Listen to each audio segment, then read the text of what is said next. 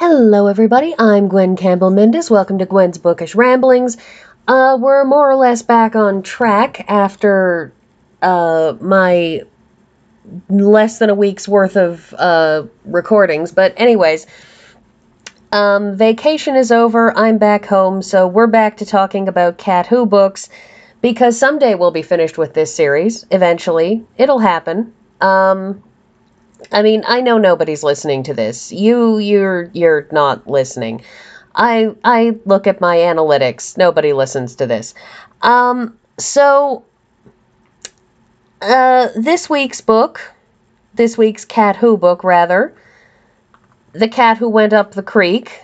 And The Cat Who Went Up the Creek is a book that, among other things, really emphasizes how much Qwillerin has become used to having a lot of money.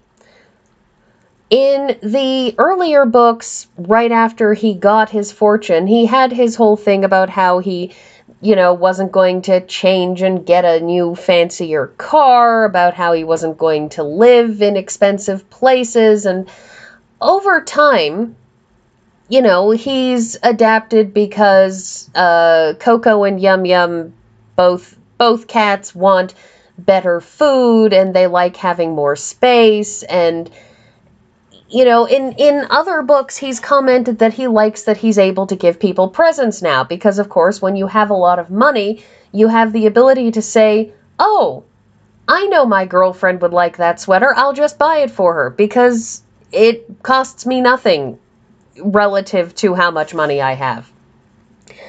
But in this book, he really throws his weight around. He is repeatedly calling his lawyer Bart, who sort of handles the finances for the Klingenschön Fund and for Qwill, and he's calling him a lot during this, saying, can you tell me about the Klingenschön Conservancy? And what's going on in the forest there? And these two guys should really, put together a book of their photographs. Here, the K Fund should fund it. Bart, why don't you, arrange for our people to help this person? That he's come to a sort of a casual acceptance of how much money and influence he has. And while he does prefer to work behind the scenes, he does prefer for people to not know that he's solving crimes or that he has a psychic cat, because really, okay, Qwill, you don't believe in aliens, but you believe you have a psychic cat. Sure. But the thing is that it's a banner change when you really think about how he was at the start of the series. That it wasn't just at the very start of things that he had no money and was used to having no money and, was exactly the kind of person who would say, my car works. I don't need a fancy shiny red car. My car drives places. Do I need anything else? It's not just that. It was that right from the start he said, I only want to have enough to live off of, and now he's living in this fancy retooled barn, and as I said, he's really taking a very specific interest in particular projects. And it makes a difference. It makes an intriguing difference from how things were at the start of the book. Another ongoing underlying thing in this book is Qwillerin's discomfort with Polly's absence. He's had this long-standing romantic relationship with her, because she's his own age, she's highly intelligent, they can talk about things. There are a few points of friction between them, but, any real relationship will always have its points of friction. He believes his cats are psychic, and she thinks that kind of thing is complete hokum, so he's just not going to talk to her about it, which is frankly more sensible than getting into a fight about the whole topic, let's be honest. But it's interesting, how Qwill has changed, how he was spending a lot more time looking at a well-turned-out female figure. There were a lot of things that he did differently earlier in the books, and I think it's, of course, partly that now that he's older and, less constantly active and has to live in a single place, that it's less important to him that he have a relationship with somebody who's attractive rather than a relationship with somebody who he can actually have a conversation with.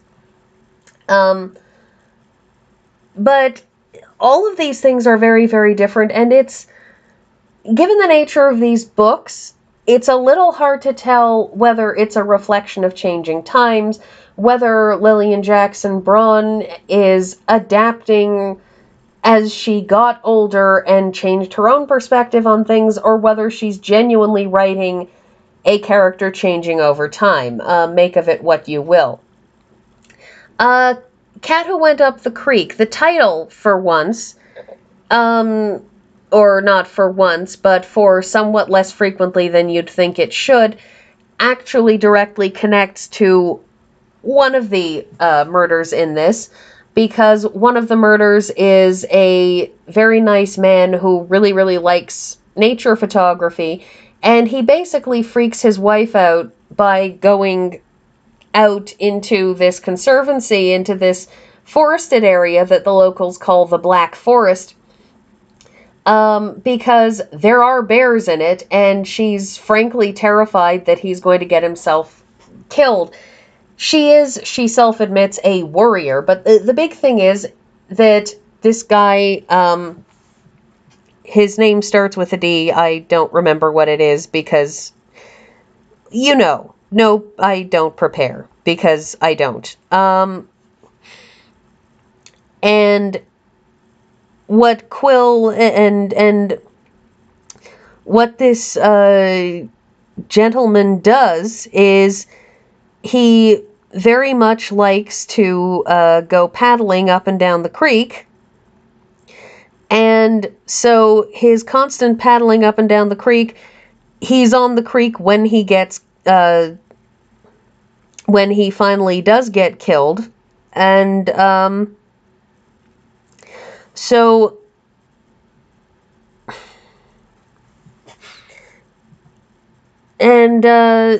it's the title actually directly connects to things. Sorry about my distraction. As always, I'm rapidly paging through books hoping to find things. Also, Qwill gets an invitation to the MCCC luncheon, which MCCC is the Moose County Community College. However, the intriguing thing about it is that it turns out, by the end of the book, that the college, the luncheon, is not, the luncheon is not for the Moose County Community College, it turns out.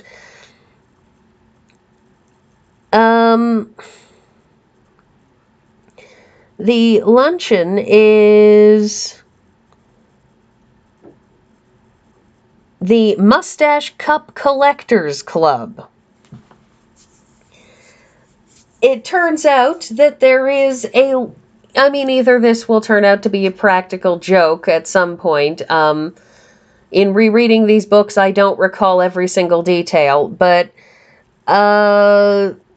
as in, I don't recall the details of books that I read years and years ago. But instead of this being the Moose County Community College meeting, it is the Mustache Cup Collectors Club. It's a club for people who collect cups that have to do with mustaches. And he gets called away by the wildlife photographer Doyle. Having been found, he is effectively rescued by a murder, but they give him an expensive cup to do with mustaches. One would assume that because Qwillerin has this beautiful, somewhat exorbitant mustache, that they wanted him at their club because he's got an exorbitant mustache.